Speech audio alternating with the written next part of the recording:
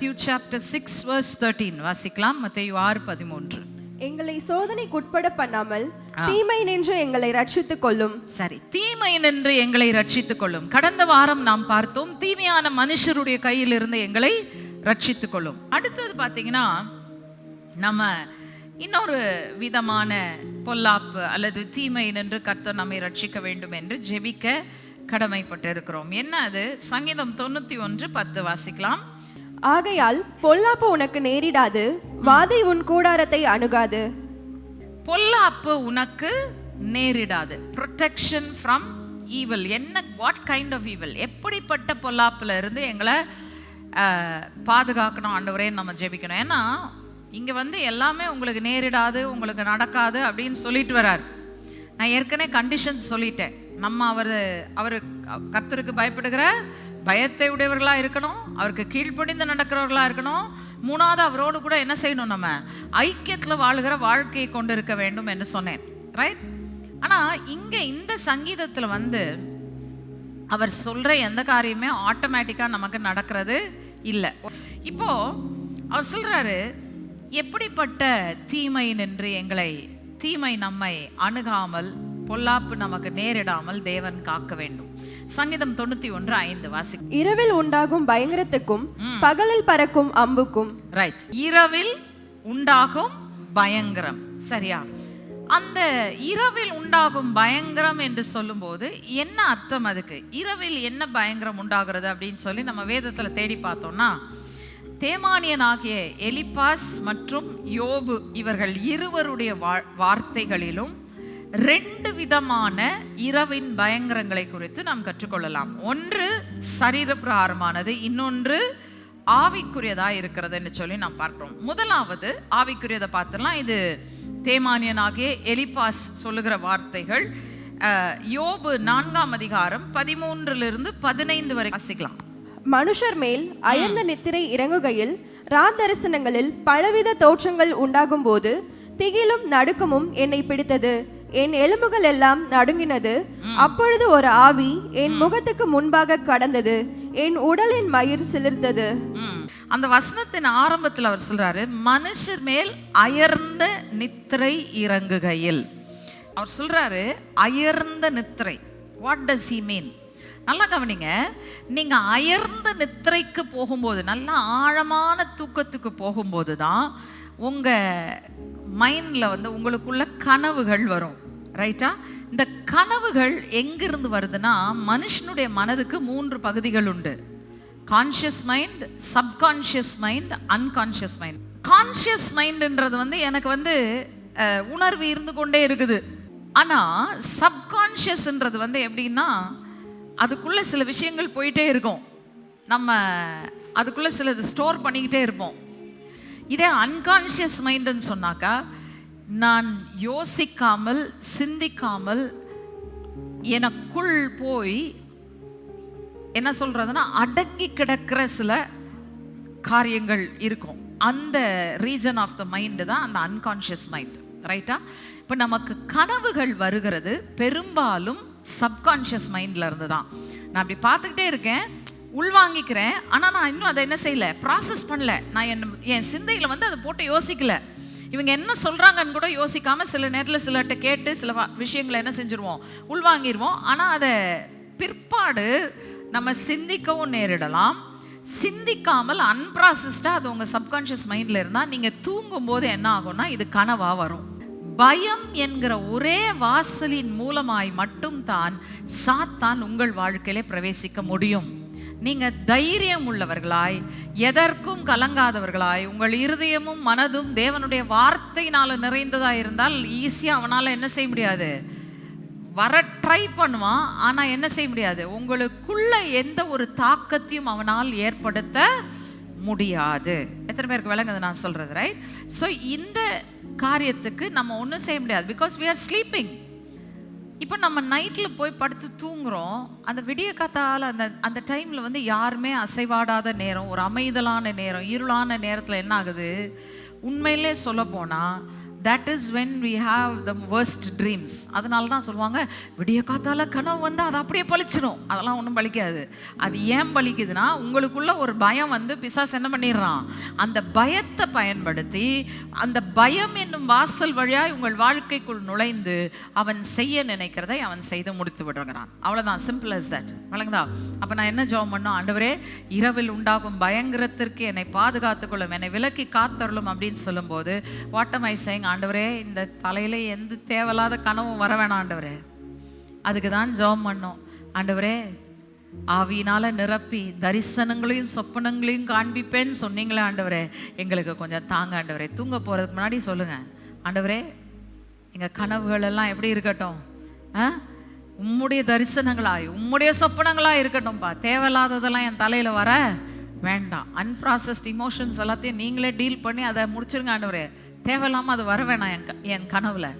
வழங்குதான் நான் சொல்றது, ரைட்? நம்ம சிந்தைகளை பாதுகாக்க வேணும். அடுத்தது, இந்த இருளின் நேரத்தில் இன்னொன்றும் அசைவாடுகிறது. இது சரீர பிரகாரமானது. வாசிக்கலாம், யோபு 24ஆம் அதிகாரம் 14ஆம் வசனம். கொலைபாதகன் பொழுது விடுகிற போது எழுந்து சிறுமையும் எளிமையுமானவனை கொன்று ராக்காலத்திலே திருடனை போல் திரிகிறான். சரி, இந்த டிரான்ஸ்லேஷன் கொஞ்சம் பிழையா இருக்குது.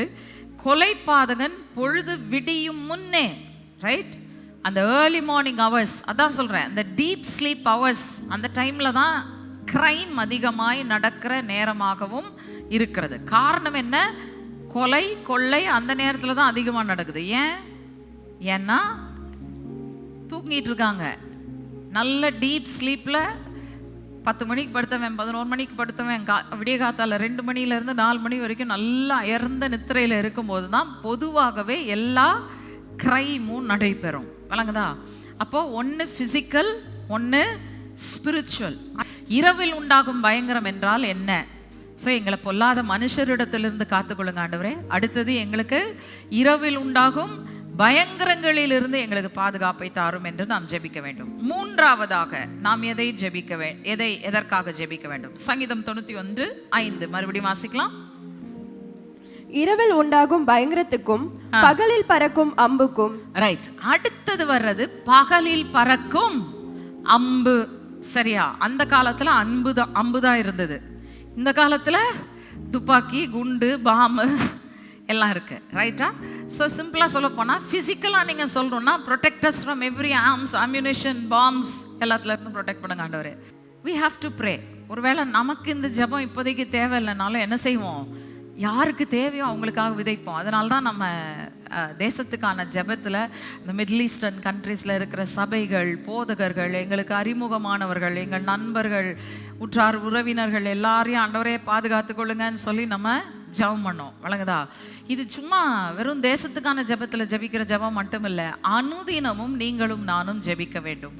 ஸோ இது இன்னொரு பாயிண்ட், நம்ம ஜெபிக்க வேண்டியது. ரைட்? ஆனால் ஃபிசிக்கல் வந்து ரொம்ப நமக்கு இப்போ பிரச்சனை கிடையாது. வார் ஜோன்ஸில் இருந்தோம்னா கட்டாயமாக நம்ம ஜெபம் பண்ணோம். இப்போ நம்ம வார் ஜோன்ஸில் கிடையாது. நம்ம இருக்கிறது சமாதான தேசத்தில் குடியிருக்கிறோம். ஆனால் இங்கேயும் சில அம்புகள் இருக்குது. அந்த அம்புகள் சரீர பிரகாரமான அம்புகள் கிடையாது. அந்த அம்புகள் ஆவிக்குரிய அம்புகளாக இருக்கிறது. என்ன அவைகள்? வாசிக்கலாம். சங்கீதம் 64:2-4. துன்மார்க்கர் செய்யும் ரகசிய ஆலோசனைக்கும் அக்கிரமக்காரருடைய கலகத்துக்கும் என்னை விலைக்கு மறைத்தருளும். அவர்கள் தங்கள் நாவை பட்டயத்தை போல் கூர்மையாக்கி மறைவுகளில் உத்தமன் மேல் எய்யும் பொருட்டு கசப்பான வார்த்தைகளாகிய தங்கள் அம்புகளை நாணேற்றுகிறார்கள். சற்றும் பயமின்றி சடிதியில் அவன் மேல் எய்கிறார்கள். ஓகே, என்ன செய்யறாங்க? ரகசிய ஆலோசனை பண்றாங்க, கலகத்தை உண்டு பண்ண நினைக்கிறாங்க. நாவை கூர்மையான பட்டயத்தை போலாக்கி என்ன செய்யறாங்களாம்? கசப்பான வார்த்தைகளாகிய தங்கள் அம்புகளை அவர்கள் நாணேற்றுகிறார்கள். சரி, இங்க நல்லா கவனிங்க. யார் மேல வீசுறதுக்கு அந்த வார்த்தைகளை அவர்கள் ஆயத்தம் பண்ணுகிறார்கள்? வசனத்தை பாருங்க, என்ன பார்க்காதீங்க, வசனத்தை பார்த்து எனக்கு பதில் சொல்லுங்க. என்ன சொல்லுது? யார் மேல? உத்தமன் மேல் ஏயும் பொருட்டு. அல்லேலூயா. நல்லா கவனிங்க, உத்தமன் மேல் ஏயும் பொருட்டு. அப்படின்னா என்ன அர்த்தம்னா, நீங்க உத்தமமா நடக்கலாம், மேபி யூர் ரைட். ஆனால் உங்கள் மேல் பொறாமையினாலேயோ அல்லது உங்கள் மேல் இருக்கிற கோபத்தினாலேயோ அல்லது உங்களை பொய்யாய் குற்றம் சுமத்த வேண்டும் என்று சொல்லியோ மனுஷர் பல வார்த்தைகளை பேசலாம். சாப வார்த்தைகளை உங்களுக்கு விரோதமா பேசலாம். நல்லா கவனிங்க. அது ஒன்றுமில்லை, அதெல்லாம் ஒன்றும் கிடையாது, அதெல்லாம் தூசி, அதெல்லாம் ஒன்றும் செய்யாது அப்படின்னு தயவுசெய்து நினைக்காதீங்க. வசனம் ரொம்ப தெளிவாக சொல்லுது, தேவன் தன் ஜனங்களாகிய இஸ்ரவேலருக்கு விரோதமாய் பீலையாமை பேச அனுமதிக்காமல் தடுத்ததற்கு காரணம் என்ன? பிசாசுக்கு வல்லம் இருக்கின்றத ஆண்டவர் அறிந்திருக்கிறார். God knows his power, the power which Satan stole.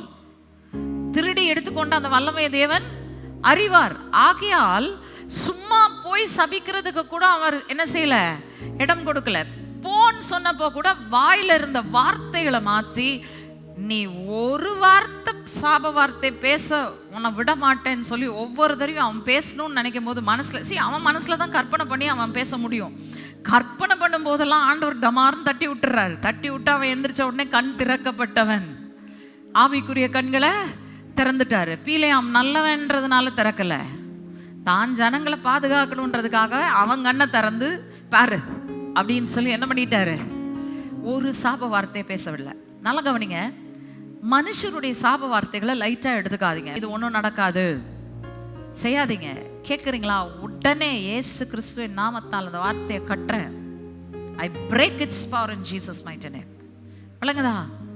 நீங்க அதை பண்ணலைன்னா நிச்சயமா அது உங்களை பாதிக்கும். இப்போ நம்ம தினந்தோறும் என்ன செய்ய வேண்டும்? ஆண்டவரே, எங்களுக்கு விரோதமாக நாணேற்றப்பட்ட வார்த்தைகளாகிய மனுஷருடைய அம்புகளிலிருந்து எங்களை என்ன செய்யுங்க, விடுவித்து காத்துக்கொள்ளுங்க. ஒரு வார்த்தையும் நான் உங்களுக்கு சொல்லிடுறேன். என்ன அடிப்படையில் எங்களால் இதை செய்ய முடியும்? நாங்கள் ஒன்றும் பர்ஃபெக்ட் இல்லை சிஸ்டர். மற்றவர்கள் சொல்லுகிற குற்றச்சாட்டில் மேபி ஒரு 1% உண்மை கூட இருக்கலாம். அதை போய் நாங்கள் எப்படி எதிர்த்து நின்று ஆண்டவருடைய சமூகத்தில் எதிர்த்து நிற்கிறது அப்படின்னு கேட்டிங்கன்னா, வாசிங்க ரோமர் 8:33 வாசிங்க. தேவன் தெரிந்து கொண்டவர்கள் மேல் குற்றம் சாட்டுகிறவன் யார்? தேவனே அவர்களை நீதிமான்கள் ஆக்குகிறவர். என்ன சொல்லுகிறது வசனம்? உங்களை நீதிமான் ஆக்கினது யாருங்க? தேவன் உங்களை நீதிமான் ஆக்கி இருக்கிறார்னா எவனாவது உங்களை குற்றம் சுமத்த முடியுமா? முடியாது. ஆனா நீங்களா உங்க சொந்த நீதியின் கிரியைகளை நம்பி வாழ்ந்து கொண்டிருக்கிறீங்கன்னா, ஆண்டவரே நான் காணிக்க கொடுக்குறேன், ஆண்டவரே நான் பைபிள் வாசிக்கிறேன், ஆண்டவரே நான் ஜெபம் பண்றேன், ஆண்டவரே நான் இதை செய்யறேன், ஆண்டவரே அதை செய்யறேன், அங்கதான் பிசாசு உங்களை அட்டாக் பண்ணுவான். விளங்குதா? ஏன்னா நீங்க உங்க சொந்த நீதியில நிக்கிறீங்க, நீங்க தேவனுடைய நீதியில நிக்கல. அப்பா நான் என்ன செஞ்சாலும் நீங்க செய்த அந்த பெரிய ஒரு ரட்சிப்புக்கும் நீதிக்கும் நான் என்ன செஞ்சாலும் சரி சமமாகாது. ஆண்டவரே நீரே என்னை நீதிமான் ஆக்குகிறவர். இன்னொரு வசனமும் நான் உங்களுக்கு தரேன், அந்த வசனத்தையும் கூட நீங்கள் பயன்படுத்தலாம். சங்கீதம் 40:14. என் பிராணனை அழிக்க தேடுகிறவர்கள் ஏகமாய் வெட்கி நாணி எனக்கு தீங்கு செய்ய விரும்புகிறவர்கள் பின்னிட்டு லட்சை அடைவார்களாக. ஓகே, என்ன சொல்றாரு? என் பிராணனை அழிக்க தேடுகிறவர்கள் ஏகமாய் வெட்கி நாணி எனக்கு தீங்கு செய்ய விரும்புகிறவர்கள் பின்னிட்டு இலச்சை அடைவார்களாக. ரைட்? இங்க நல்லா கவனிங்க. அவன் நாசமா போன ஆண்டவரே, அவன் காலை உடைங்க ஆண்டவரே, அவன் கையை உடைங்க ஆண்டவரே, அவன் மண்டை உடைங்க ஆண்டவரே, அப்படியெல்லாம் ஜெபம் கிடையாது. சரியா? அது கிறிஸ்துவின் ஆவியே கிடையாது. தயவு செய்து ஞாபகம் வச்சுக்கோங்க. உங்களுக்கு விரோதமா ஒருத்தன் எவ்வளவு பயங்கரமான தீமை செய்தால் கூட நீங்க அவனுக்கு தீங்கிழைக்கும் ஜெபத்தை செய்ய கூடாது. அவனை நாசமாக்குங்க, காலை உடைங்க, கை உடைங்க. இங்க சொல்லப்பட்டிருக்க ஜெபம் ரொம்ப பேலன்ஸ்டான பிரேயர். என்ன சொல்றாரு? என் பிராணனை அழிக்க தேடுகிறவர்கள் ஏகமாய் வெட்கி நாணி எனக்கு தீங்கு செய்ய விரும்புகிறவர்கள் பின்னிட்டு என்ன செய்வார்களாக? லட்சை அடைவார்களாக. என்னை பின்தொடர்றத விட்டு அவன் எங்கேயாச்சும் போய் மாட்டா அவனை வச்சுக்கோங்க ஆண்டவரே. என்னை பின்தொடர்ந்து வந்தான்னா கடைசியில் என்ன நடக்கும்? என்ன நடக்கும் தெரியுமா உங்களுக்கு? உங்களை நீங்க நீதிமானா நடக்க ஒருத்தன் உங்களை பின்தொடர்ந்து வந்து உங்களை காயப்படுத்தி குற்றப்படுத்தி உங்களை பேசிக்கிட்டே இருந்தானா ஒரு நாள் அவன் இல்லாம போயிடுவான். தேடியும் காணாதிருப்பீர்கள், இல் பொருள் ஆவான். ரைட்டா? நம்ம அதை விரும்பல. ஆனா ஒண்ணு மட்டும் ஞாபகம் வச்சுக்கோங்க, தேவனுடைய நீதி மாறாத நீதி. ஆண்டவர் நம்மள சொல்லியிருக்கிறார், மன்னிச்சு விட்டுருப்பா, அப்படின்னு சொல்லியிருக்காரு. அதனால நம்ம என்ன செய்கிறோன்னா, நம்ம கேட்குறோம், ஆண்டவரே என்னை பின்தொடர்ந்து வந்து இவன் தேவையில்லாமல் கல்லை அடிச்சுக்கிட்டு இருக்கான் என் மேலே, இவன் எங்கேயாச்சும் போய் ஒரு இடத்துல சிக்கி உட்காந்துக்கிட்டோம், என்னை பின்னாடி அவன் வர வேண்டாம், என்ன அவனுடைய நாவின் சவுக்குக்கு என்னை விலக்கி காத்தருளும் என்று சொல்லுகிற ஒரு ஜெபம். Right, this is a balanced prayer, நல்லா பண்ணக்கூடிய ஜெபம். பிராணனை அழிக்க தேடுகிறவர்கள் ஏகமாய் வெட்கினானே, எனக்கு தீங்கு செய்ய விரும்புகிறவர்கள் பின்னிட்டு லட்சை அடைவார்களாக. என்ன தொடர்ந்து வர வேணாம்ப்பா, அவங்கள எடுத்துருங்க, அவ்வளோதான் நம்ம கேட்குறோம். விளங்குதா? ரைட். ஸோ இது எதிலிருந்து விடுதலை? என்ன தீமையிலிருந்து விடுதலை? முதல்ல நான் சொன்னேன், பொல்லாத மனுஷரிடத்திலிருந்து விடுதலை. ரெண்டாவது, இரவில் நடமாடும் பயங்கரத்திற்கு விடுதலை. மூன்றாவதாக, பகலில் பறக்கும் அம்புக்கு விடுதலை. நான்காவதாக, அதே பகலில் இருக்கிற கொள்ளை நோய். வாசிக்கலாம், சங்கீதம் 91:10. ஆகையால் பொல்லாப்பு உனக்கு நேரிடாது, வாதை உன் கூடாரத்தை அணுகாது. ரைட். இந்த வசனம் தான் சொல்லி சொல்லி ஜெபம் பண்ணோம். ஆனாலும் கொரோனா வந்துச்சு, என்னென்ன வந்தாலும் வந்து வந்து வந்து போதே, என்ன ஆண்டவரே, என்னோ மைக்ரான் டி மைக்ரான் என்னென்னோ சொன்னாங்க. அதுக்கப்புறம் வந்ததெல்லாம் பல நேரத்தில் பலருக்கும் வந்ததா இல்லையா? சொல்லுங்க பார்ப்போம்.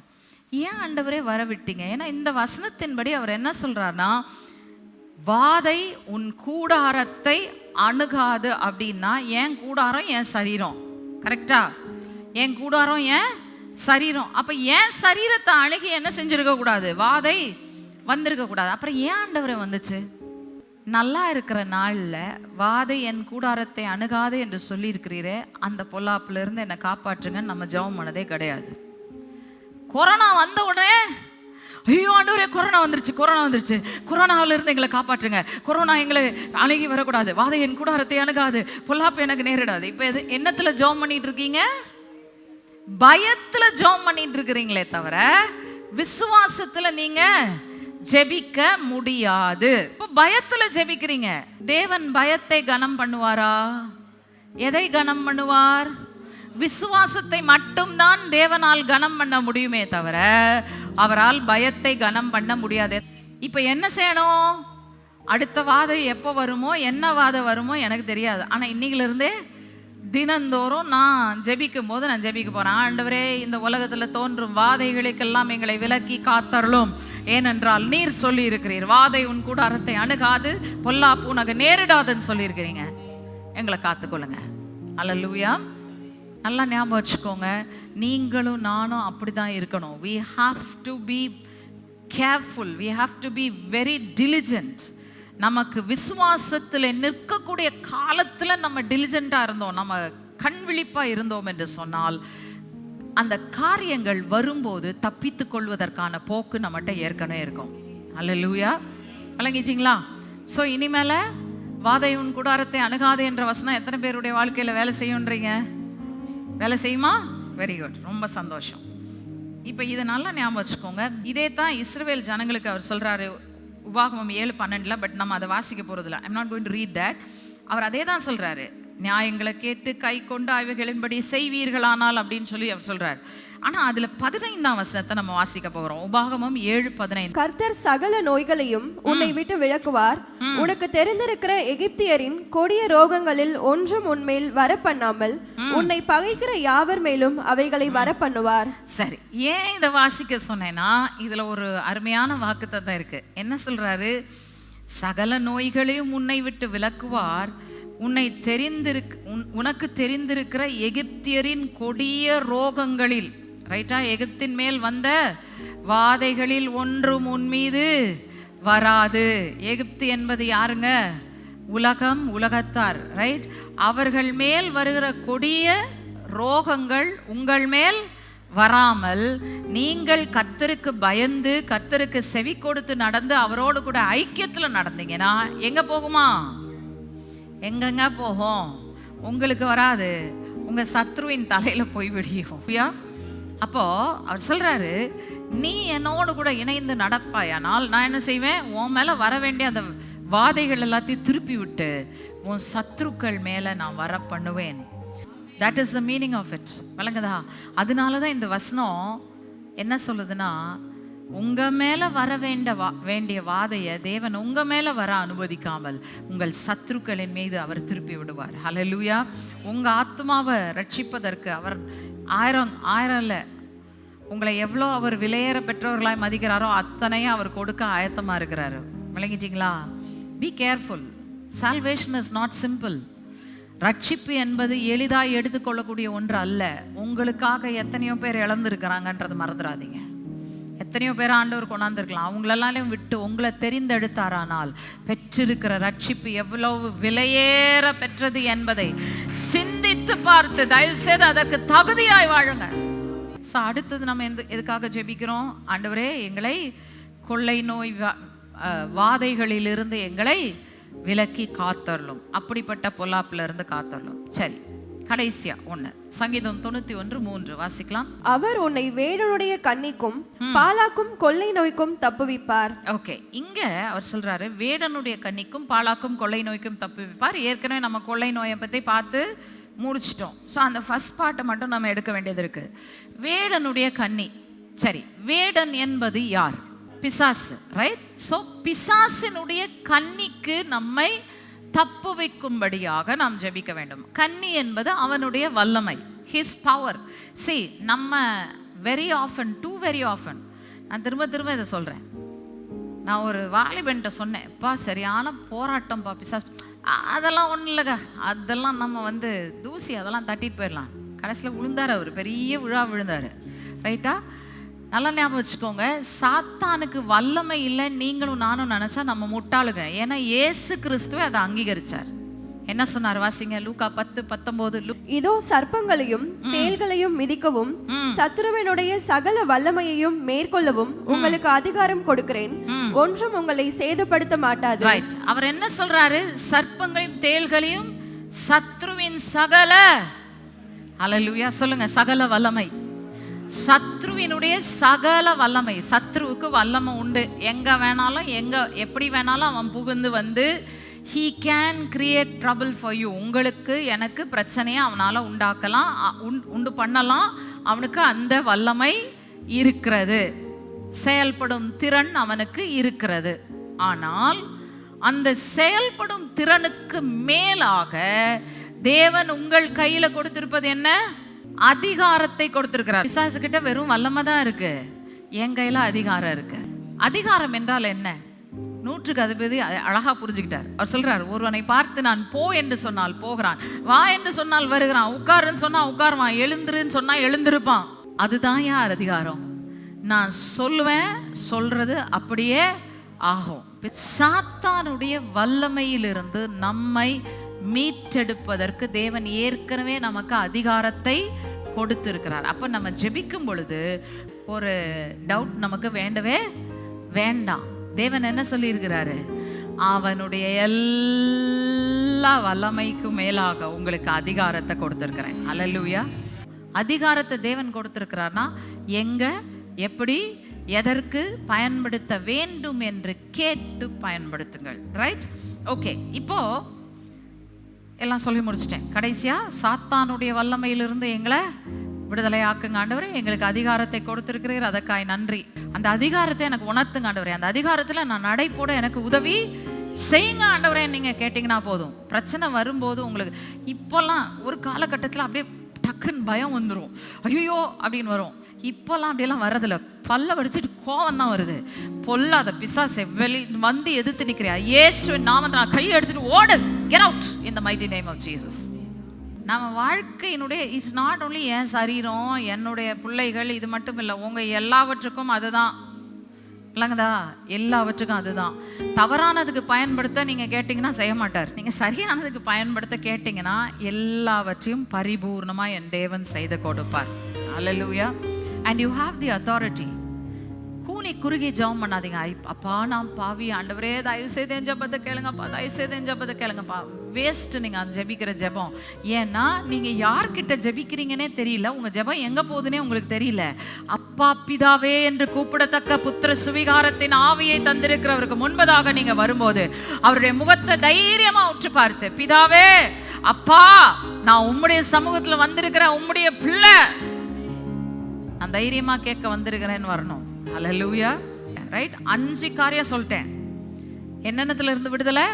பொல்லாத மனுஷரிடத்துல இருந்து விடுதலை, இரவின் பயங்கரத்திலிருந்து விடுதலை, பகலில் பறக்கும் அம்பிலிருந்து விடுதலை, அடுத்தது கொள்ளை நோயிலிருந்து விடுதலை, கடைசியில் சாத்தானின் வல்லமைகளிலிருந்து எங்களை விலக்கி காத்தரலும், பொல்லாப்பிலிருந்து எங்களை என்ன செய்யுங்க? காத்தரலும், ரட்சித்து கொள்ளும். ரைட், இப்போ ஒரு முக்கியமான ஜெபம் வாசிக்கலாம். சங்கீதம் 90:15. தேவரீர் எங்களை சிறுமைப்படுத்தின நாட்களுக்கும் நாங்கள் துன்பத்தை கண்ட வருஷங்களுக்கும் சரியாய் எங்களை மகிழ்ச்சியாக்கும். தீமையை செஞ்சு எங்க மகிழ்ச்சியெல்லாம் திருநாம் பாருங்க பிசாசு. அவனை நாங்க சும்மா விடுறதில்ல ஆண்டவரே. நான் 1 நாளாகமம் 4:10 வாசியேன். யாபேஸ் இஸ்ரவேலின் தேவனை நோக்கி, தேவரீர் என்னை ஆசீர்வதித்து என் எல்லையை பெரிதாக்கி உமது கரம் என்னோடு இருந்து தீங்கு என்னை துக்கப்படுத்தாதபடிக்கு அதற்கு என்னை விலக்கி காத்தருளும். தீங்கு என்னை துக்கப்படுத்தாதபடிக்கு அதற்கு என்னை விலக்கி காத்தருளும். அவர் கேட்கறது ப்ரொடெக்ஷன் தான் கேட்கிறாரு. நம்ம புதிய ஏற்பாட்டு விசுவாசியாச்சே, நம்ம அதோட நிறுத்தக்கூடாது. எங்க போனோம்? முற்றிலும் ஜெயம் கொள்ளுகிறவர்களா போனோம். தீங்கிலிருந்து எங்களை விலக்கி காக்கிறது மட்டுமில்ல ஆண்டவரே, அவன் தீமையை கொண்டு என் வாழ்க்கையிலிருந்து என்னெல்லாம் திருடிட்டு போனானோ, என்ன சந்தோஷத்தெல்லாம் என்னை இழக்க வச்சானோ, இயேசுவின் நாமத்தினால நான் கட்டளை கொடுக்கிறேன், திரும்ப கொண்டா, இயேசுவின் நாமத்தினால. ஹல்லேலூயா. ஒவ்வொரு நாளும் ஜெபம் பண்ணுங்க. இழந்தது எல்லாவற்றையும் நீங்கள் திருப்பிக் கொள்வீர்கள். Try it. விட்டீங்கன்னா உங்களுக்கு நஷ்டங்க, செய்யறவங்களுக்கு லாபம். விளங்குதா? ஏன்னா நீங்க முற்றிலும் ஜெயம் கொள்ளுகிறவர்களா இந்த பூமியை விட்டு கடந்து போக வேண்டும். ஹல்லேலூயா. ஏதோ தட்டு தடுமாறி வாழ்ந்து போவது அல்ல. சாத்தான் என்னை எங்கெல்லாம் நாசம் பண்ணானோ அந்த இடத்துலலாம் நான் வந்து ஆண்டவருடைய வல்லமையினால, கிறிஸ்து இயேசுவனுடைய அதிகாரத்தினால நான் அவனை மேற்கொண்டு ஜெயிப்பது மட்டுமல்ல, அவன் என்னிடத்திலிருந்து எடுத்துக்கொண்டது எல்லாவற்றையும் நான் திருப்பிக் கொள்ளுகிறேன். ஹல்லேலூயா.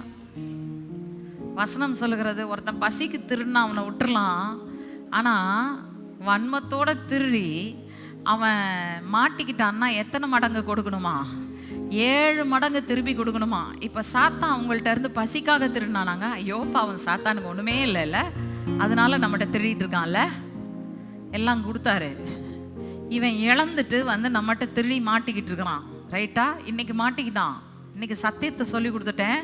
சத்தியத்தை நீங்க பிடிச்சுக்கிட்டீங்கன்னா உங்க வாழ்க்கையிலிருந்து அவன் திருடி கொண்டு போனது எல்லாத்தையும் 2 மடங்கு அல்ல 7 மடங்கு உங்களுக்கு திரும்பி கொடுக்க தான் வேணும். ஹல்லேலூயா, ஹல்லேலூயா. ரைட்? விட்டுறாதீங்க. 7 என்பது 7 மடங்கு குறிக்குதோ இல்லையோ, 7 என்பது வேதத்துல பரிபூர்ணத்தின் எண். என்னத்தெல்லாம் எடுத்துட்டு போனானோ பரிபூர்ணமாய் எனக்கு திரும்பி கொடுத்து தான் ஆக வேண்டும். இன்றைக்கு சாத்தான் உங்கள் கையிலிருந்து திருடினது என்ன? யோசித்து பாருங்க. உங்க சந்தோஷமா, உங்க சமாதானமா, உங்க குடும்பமா, உங்க ஆரோக்கியமா, உங்க சுகமா, என்னத்தை சாத்தான் திருடினானோ இப்பொழுது நீங்கள் சொல்ல போகிறீர்கள், இயேசு கிறிஸ்துவின் நாமத்தினால, in the mighty name of Jesus, we command you Satan to return everything that you took from us. இயேசு கிறிஸ்துவின் நாமத்தினால நாங்கள் துன்பத்தை கண்ட வருஷங்களுக்கு சரியாய், நாங்கள் துக்கத்தை அனுபவித்த வருஷங்களுக்கு சரியாய், நாங்கள் வியாதிப்பட்டு பலவீனப்பட்டு நாங்கள் வீணடிக்கப்பட்ட நாட்களுக்கு சரியாய், இயேசு கிறிஸ்துவின் நாமத்தினால நாங்கள் கட்டளை கொடுக்கிறோம். எல்லாவற்றையும் திருப்பி கொடு, கொடு இயேசுவின் நாமத்தினால. உனக்கு அதிகாரம் இல்லை. எங்களுடையதை தொடுவதற்கும் எடுத்துக்கொள்வதற்கும் உனக்கு அதிகாரம் இல்லை. எங்களுடைய சுதந்திரங்கள் எங்களுடையது. கர்த்தர் எங்களுக்கு கொடுத்த ஒன்றையும் தொடுவதற்கு நீ பாத்திரன் அல்ல. இயேசு கிறிஸ்துவின் நாமத்தினாலே கல்வாரி சிலுவையிலே உன்னை ஜெயித்தார். உன் தலையை நசுக்கினார். நீ நாசமாக்கப்பட்டாய். நீ திருடின எல்லாவற்றையும் திருப்பி கொடு. ஒருவேளை அது ஒரு நபராய் இருக்கலாம். நீங்கள் அவர்கள் பெயரை சொல்லி ஜெபம் பண்ணுங்க. இப்போ இயேசு கிறிஸ்துவின் நாமத்தினால அந்த நபரை நான் விடுவிக்கிறேன், திரும்ப கொண்டு வரேன்னு சொல்லி ஜெபம் பண்ணுங்க. ரேபா காலா மாராபாலா ஷக்கரா. எல்லாரும் வாயை திறந்து சுதந்திரிங்க, பெற்றுக்கொள்ளுங்க, திருப்பிக் கொள்ளுங்க, திருப்பிக் கொள்ளுங்க இயேசு கிறிஸ்துவின் நாமத்தினால. ரேபா பாபா பாபா காலா மாராபா ஷக்கரா பாலா தூரா நமா ரபா காரா பாலா பா ஷக்கரா பாலா தூரா நமா ரபா ரேபா காலா மாராபா ஷக்கரா பாலா பா தூரா திருப்பிக் கொள்ளுகிறோம் ஆண்டவரே. Hallelujah. Thank you, Jesus. ஒன்றையும் சாத்தான் எடுத்துக்கொண்டு போவதற்கு இடம் கொடுப்பதில்லை. Amen. Hallelujah. இடம் கொடுப்பதில்லை. Return it in Jesus mighty name. Hallelujah. Return it in the mighty name of Jesus. Jesus. Hallelujah. Marakarabalava Shankarava Turana Marava Shikere Bere Bere. Thank you, Jesus. Father, in the name of Jesus, இயேசுவின் நாமத்தினால உமக்கு நன்றி சொல்லுகிறோம் அப்பா. நாங்க இழந்ததெல்லாவற்றை திரும்பி நாங்க பெற்றுக்கொள்ள போகிறதுக்காய் நன்றி சொல்லுகிறோம்.